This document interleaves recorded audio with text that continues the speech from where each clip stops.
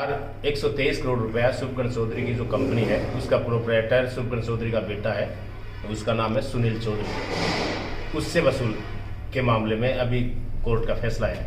फैसला पिछली 25 तारीख को हुआ, 25 नवंबर को।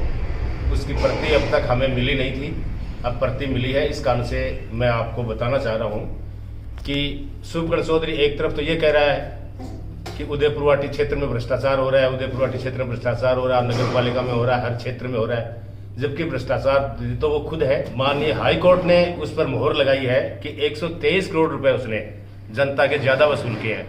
टोल पे आम जनता जाती है और आम जनता से वो टोल वसूल कर रहा है। एक तरफ तो जनप्रतिनिधि है और आम जनता की, गरीब जनता की वकालत करता है, दूसरी तरफ गरीब लोगों से टोल वसूली कर रहा है, वो भी नाजायज रूप से। कोर्ट का पहले भी फैसला आया था कि वो टोल ज्यादा वसूल कर रहा है, लेकिन फिर भी उन्होंने छोटे न्यायालयों वगैरह में जाकर स्टे वगैरह लेकर बैठ गया। लेकिन अब डबल बेंच का, हाई कोर्ट खंडपीठ जयपुर की डबल बेंच का फैसला आया है कि शुभकर्ण चौधरी की कंपनी जो है RCCL इंफ्रास्ट्रक्चर लिमिटेड, जिसका ऑफिस है C74 Ambabari Jaipur throughout, इसका प्रोप्राइटर है सुनील चौधरी, इससे वसूली का सरकार ने, हाई कोर्ट ने आदेश दिया है। तो मैं कहना चाहता हूं आप लोगों को कि शुभकर्ण चौधरी एक तरफ अपनी बानगी दिखा रहा है, मैं ईमानदार हूं, मैं भ्रष्टाचार नहीं होने देता, और आए दिन उदयपुरवाटी की नगर पालिका पर जहाँ छोटा सा बजट है वहां रोज रोज कह रहा है कि यहाँ भ्रष्टाचार हो रहा है, भ्रष्टाचार हो रहा है, जबकि नगर पालिका में किसी तरह का कोई भ्रष्टाचार नहीं है। पूरे काम पारदर्शिता से हो रहे हैं, ईमानदारी से हो रहे हैं। 35 पार्षद है, वो नजर रखे हुए हर बात पर, और ईमानदारी से काम हो रहा है। कहीं भी कुछ होता है तो पार्षद तुरंत बोलते हैं, लेकिन शुभकर्ण चौधरी खुद भ्रष्टाचारी है, इस पर हाई कोर्ट की मोहर लग गई। और शुभकर्ण कितना काम के प्रति अकर्मण्य है या उदासीन है, ये उसकी PPCL कंपनी को यहाँ सिंगनौर से लेकर चौरा और चौरा से लेकर ताल तक की जो ठेका था 134 करोड़ रुपए का, 51 करोड़ रुपए का ठेका है, वो उसको 7-8 साल हो गए, अभी तक वो सड़क पूरी बनी नहीं।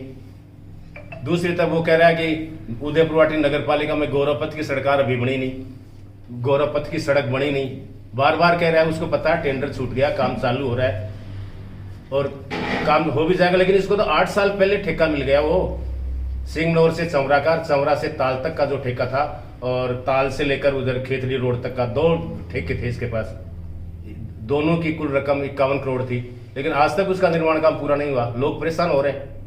6-7 साल तक सड़कों पे धूल उड़ती रही। गुड्डा से लेकर चौरा तक की सिर्फ 9 किलोमीटर की सड़क थी और 4 साल तक लोग परेशान हुए। खेतों में गर्द उड़ती रही, किसानों की फसलें खराब हो गई। तो मेरा कहने का मतलब है शुभकर्ण चौधरी ढोंग करता है और करता कुछ भी नहीं, सिर्फ ढोंग के अलावा कुछ भी नहीं है। खुद भ्रष्टाचारी है और लोगों पे आरोप लगा रहा है। और एक बात और बताऊं, मैं ये बार बार कहता है कि मैं बीजेपी का हूं, ये बीजेपी का भी ये ढोंग रच रहा है।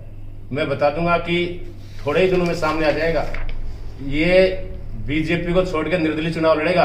अब तो लोगों को कह रहा है कि मैं बीजेपी का हूं, बीजेपी का हूं, बीजेपी का हूं, बीजेपी की आक्रोश यात्रा निकाल रहा है। और दूसरी तरफ इसकी बीजेपी के प्रति कितनी वफादारी है वो थोड़े दिनों पता चल जाएगा। बीजेपी के खिलाफ निर्दलीय चुनाव लड़ेगा, सबके सामने आ जाए। ये 12 महीने पहले घोषणा कर रहा हूं। 123 करोड़ रुपए की राशि बहुत बड़ी राशि होती है और ये मीडिया में खबर आनी चाहिए थी, लेकिन मीडिया में खबर आई नहीं। मेरे को लगता है कि शुभकर्ण चौधरी ने इस खबर को दबाने के लिए, कि ये खबर मीडिया में कहीं नहीं आई, सोशल उसमें प्रिंट मीडिया में, इलेक्ट्रॉनिक मीडिया में खबर नहीं आई, इसके लिए भी उन्होंने बड़े अखबारों से संपर्क करके, छोटे अखबारों से संपर्क करके इस खबर को दबाने की चेष्टा की है। इसके कारण से अभी तक ये 25 तारीख का फैसला हुआ है, 25 नवंबर को। 25 नवंबर से आज 10 दिसंबर हो गया, 15-16 दिन हो गए। 15-16 दिन में किसी भी अखबार में, किसी पेपर में खबर नहीं छपी है। खबर को दबाने का प्रयास किया गया है, जबकि ये सीकर और झुंझुनू दोनों जिलों को काम था, क्योंकि इसके टोल वसूली का काम सीकर से शुरू होता था और झुंझुनू के एंड तक, लोहारू तक हरियाणा की सीमा तक था। तो यहाँ तो ये खबर आनी चाहिए थी, यहाँ के लोगों से जुड़ी हुई खबर थी, आम जनता से जुड़ी हुई खबर थी, क्योंकि आम जनता टोल देती है और आम जनता से टोल ले रहा है। तो मीडिया को भी ये ध्यान रखना चाहिए कि खबर आनी चाहिए थी, लेकिन मीडिया की भी ये गलती।